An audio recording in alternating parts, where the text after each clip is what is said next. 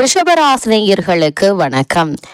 எந்த கிரகம் எந்த நிலையில் இருந்தாலும் இந்த ஜூன் மாதம் முழுவதுமே இவை நடந்தே தீரும். அப்படி என்ன மாதிரியான நன்மைகள் எல்லாம் உங்களுடைய வாழ்வில் ஏற்பட இருக்கு, கிரக நிலைகளின் ரீதியாக அமைய இருக்கும் சாதகங்கள் என்ன, பாதகங்கள் என்ன, மேலும் என்ன மாதிரியான முன்னேற்றங்கள் எல்லாம் உங்களுடைய வாழ்வில் ஏற்பட இருக்கு. குறிப்பா ரிஷபராசினியர்களை பொறுத்த வரைக்கும் இந்த ஜூன் மாதம் முழுவதுமே கிரகங்களுடைய சஞ்சார நிலைகள் என்ன என்று பார்க்கும்போது, ரிஷபராசினியர்களை பொறுத்த வரைக்கும் உங்களுடைய ராசிக்கு 2ஆம் இடமான தன குடும்பஸ்தானத்தில் குரு பகவான் சஞ்சரிக்கிறாரு.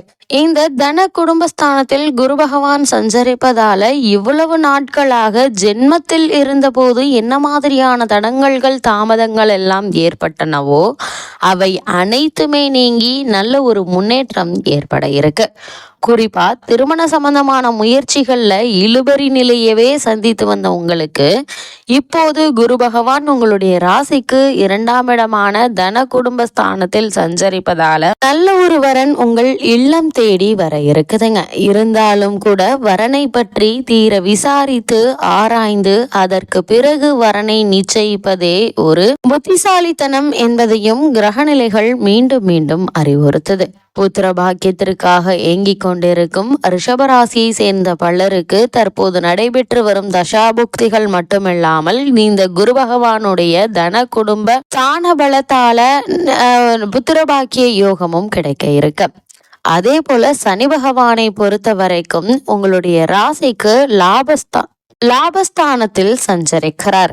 லாபம் என்றாலே உங்களுக்கு ஏதாவது ஒரு வகையில் வருமானம் வரும் என்பதையே எடுத்து காட்டுது.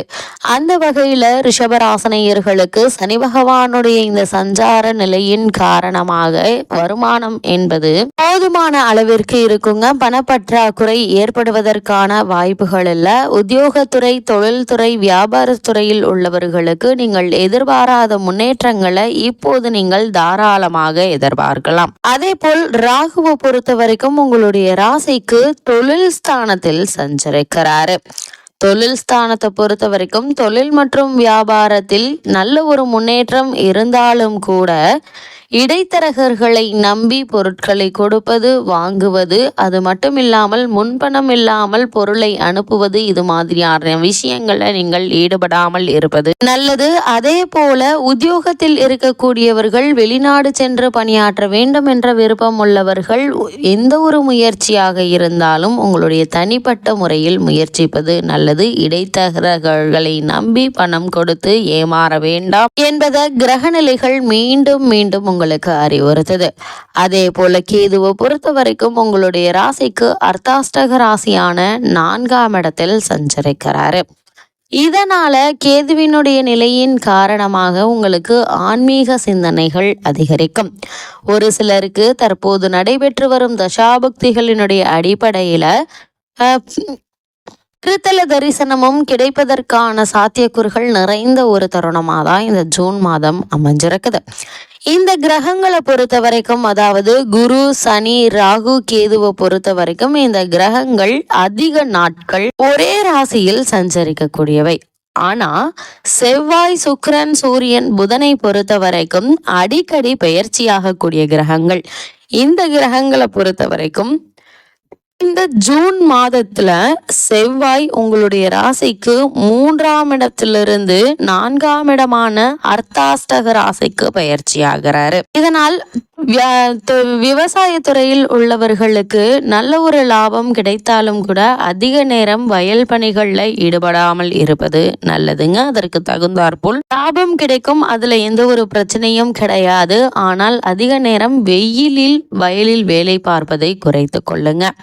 அதே போல சூரிய பகவானை பொறுத்த வரைக்கும் உங்களுடைய ஜென்ம ராசியில் சஞ்சரிக்கிறாரு. ஜென்ம சூரியன் என்பதால் உடலில் உஷ்ண சம்பந்தமான உடல் உபாதைகள் ஏற்படுவதற்கான வாய்ப்புகள் உண்டு. அதனால் உங்களுடைய உடல் ஆரோக்கியத்தில் அதிக கவனம் செலுத்துவது நல்லது. சிறு உடல் உபாதை என்றாலும் கூட உடனே மருத்துவரிடம் அணுகி இதற்கான சிகிச்சை எடுத்துக்கொள்ளுங்க. அது மட்டும் இல்லாம வெயில் நேரங்களில் வெளியில் செல்வதையும் உடலில் உஷ்ணத்தை அதிகரிக்கக்கூடிய உணவுப் பொருட்கள் உட்கொள்வதையும் தவிர்த்து கொள்வது நல்லது. அதே போல் சூரியனை சுக்கிரனை பொறுத்த வரைக்கும் உங்களுடைய ராசி அதிபதி ஜென்மத்தில் சஞ்சரிக்க போகிறார். இதனால் பொருளாதார ரீதியான முன்னேற்றங்கள் நிறைந்து கிடைக்க இருக்கு. புதன் பகவானை பொறுத்த வரைக்கும் 2ஆம் இடமான மிதுன ராசியிலிருந்து கடகராசிக்கு பயிற்சியாகிறார். இதனால் புதனாலும் மாணவ மாணவிகளுக்கு நல்ல ஒரு முன்னேற்றம் நிறைந்து கிடைக்கக்கூடிய ஒரு தருணமா அமைஞ்சிருக்குது. தனஸ்தானத்தில் குரு பகவான் அமர்ந்திருக்கக்கூடிய தருணத்துல பாக்கியஸ்தானத்தில் சனி பகவானும் ராகுவும் இணைந்திருக்கிறாங்க. லாபஸ்தானத்தில் சுக்கிரனும் சுப பலம் பெற்று உள்ளதால இந்த ஜூன் மாதம் முழுவதுமே பணப்பற்றாக்குறை என்பது ஏற்படுவதற்கான வாய்ப்புகள் இல்லைங்க. திட்டமிட்டு செலவு செய்தால் எதிர்காலத்திற்கென்று சேமித்து வைக்கக்கூடிய ஒரு நிலை இருக்குது. குடும்பத்தில் அமைதி நிலவுங்க. அதே போல சுப செலவுகள் சற்று அதிகமாகவே இருந்தாலும் கூட அவற்றை சமாளிப்பதில் இந்த ஒரு பிரச்சனையும் இருக்காது என்பதை கிரக நிலைகள் தெளிவாக அறிவுறுத்தது. திருமண சம்பந்தமான முயற்சிகளுக்கு ஏற்ற ஒரு மாதமாகவும் இந்த ஜூன் மாதம் அமைஞ்சிருக்குதுங்க. ஜென்ம ராசியில் சூரியன் சஞ்சரிப்பதால் உஷ்ண சம்பந்தமான உடல் உபாதைகள் ஏற்பட இருக்கு. அதனால் உடல் ஆரோக்கியத்தில் அதிக கவனம் செலுத்துவது நல்லதுங்க. அதே போல ரிஷபராசியை சேர்ந்த உத்தியோகஸ்தர்களை பொறுத்த வரைக்கும் ஜீவனஸ்தானத்தில் ஜீவனக்காரகரான சனி பகவான் ராகுவுடன் இணைந்திருப்பதால பொறுப்புகளும் பணி சுமையும் அதிகமாக தாங்க இருக்கும். இருந்தாலும் அதற்கு தகுந்த ஊதியம் கிடைக்கும் என்பதுல எந்த ஒரு சந்தேகமும் கிடையாது. அது மட்டுமில்லாமல் ரிஷபராசினியர்களுக்கு தற்போது நடைபெற்று வரும் தசாபுக்திகள் சாதகமாக இருக்கும் பட்சத்தில் ஊதிய உயர்வு, பதவி உயர்வு, உத்தியோகத்தில் கிடைக்க வேண்டிய சலுகைகள் ஆகியவற்றை தற்போது நீங்கள் தாராளமாக எதிர்பார்க்கலாங்க. அதே போல் தற்காலிக பணியாளர்களுக்கு பணி நிரந்தரம் செய்யப்படுவதற்கான வாய்ப்புகளும் இருக்கு. அதே போல் ரிஷபராசியை சேர்ந்த தொழில் மற்றும் வியாபாரம் செய்பவர்களை பொறுத்த வரைக்கும் வர்த்தகை துறையினருக்கு சனி பகவானுடைய கைகளில் தாங்க இருக்கு. உற்பத்தியை தைரியமாக நீங்கள் அதிகரித்துக் கொள்ளலாங்க. சந்தை நிலவரம் சாதகமாக இருக்குங்க. புதிய விற்பனை நிலையங்கள் திறப்பதற்கு ஏற்ற ஒரு காலகட்டமாகவும் இக்காலகட்டம் அமைஞ்சிருக்கு. அதே போல் கலைத்துறையினரை பொறுத்த வரைக்கும் உங்களுக்கு இல்லம் தேடி வாய்ப்புகள் தேடி வர இருக்குதுங்க. அந்த வாய்ப்புகளை பயன்படுத்தி கொள்ளுங்க. அரசியல் துறையினரை பொறுத்த வரைக்கும் தற்போது உங்களுக்கு நடைபெற்று வரும், அதாவது உங்களுடைய சுய ஜாதகத்தில் நடைபெற்று வரும் தசாபுக்திகளினுடைய அடிப்படையில சிலருக்கு முக்கிய கட்சி பொறுப்புகள் ஒப்படைக்கப்படும். அவற்றை நீங்கள் சரிவர செய்து முடிப்பதன் காரணமாக கட்சியில் அரசு பதவி ஒன்று கிடைப்பதற்கான வாய்ப்புகளும் உள்ளது என்பதை கிரகநிலைகள் தெளிவாக எடுத்து காட்டுது.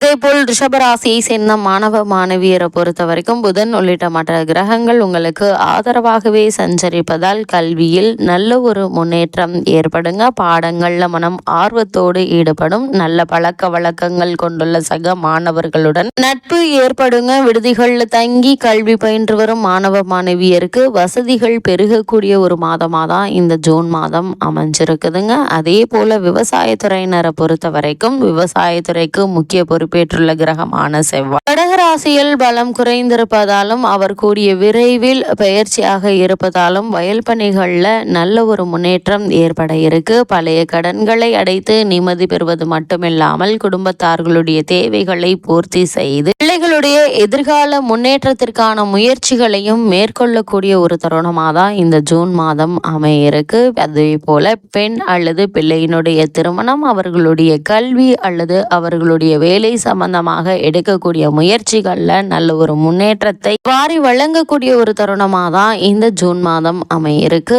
அதே போல ரிஷபராசியை சேர்ந்த பெண்மணிகளை பொறுத்த வரைக்கும் குடும்ப பொறுப்பில் உள்ள பெண்மணிகளுக்கு நல்ல ஒரு முன்னேற்றம் ஏற்பட இருக்குதுங்க. திருமணமான பெண்மணிகளுக்கு புத்திர பாக்கிய யோகம் கிடைக்க இருக்குது. அதே போல் வேலை பார்த்து வரும் பெண்மணிகளுக்கு பணிச்சுமை சற்று அதிகமாக இருந்தாலும் கூட அதற்கு தகுந்தாற்போல் பதவி உயர்வு, ஊதிய உயர்வு, உத்தியோகத்தில் கிடைக்க வேண்டிய சலுகைகள் ஆகியவற்றை தற்போது நீங்கள் தாராளமாக எதிர்பார்க்கலாங்க. அது மட்டும் இல்லாம வேலை நிமித்தமாக புதிய வாகனம் வாங்குவதோ அல்லது நல்ல ஒரு சம்பளத்தின் காரணமாக வீடு வாங்குவதோ மனை வாங்குவதோ சம்பந்தமான முயற்சிகளை நீங்கள் மேற்கொண்டாலும் அவற்றில் நல்ல ஒரு முன்னேற்றமே ஏற்பட இருக்குது. பூர்வீக சொத்து அல்லது தாய் வழி சொத்துக்கள் மூலம் உங்களுக்கு நல்ல ஒரு ஆதாயம் கிடைக்கக்கூடிய ஒரு மாதமாக தான் இந்த ஜூன் மாதம் அமைஞ்சிருக்குதுங்க. அது மட்டும் இல்லாம அதிக அலைச்சலை, கடின உழைப்பையும், வெயிலில் அலைவதையும் தவிர்ப்பது ரிஷபராசியை சேர்ந்தவர்களுக்கு இந்த மாதத்தை பொறுத்த வரைக்கும் மிகவும் நல்லதுங்க. ரிஷபராசினியர்களுக்கு கிரகநிலைகளின் ரீதியாக கூறப்படும் பரிகாரம் என்ன என்று பார்க்கும்போது திருநள்ளாறு, திருக்கொள்ளிக்காடு, திருநாகேஸ்வரம், திருத்தல தரிசனம் எண்ணற்ற நன்மைகளை உங்களுடைய வாழ்வில் ஏற்படுத்தும்.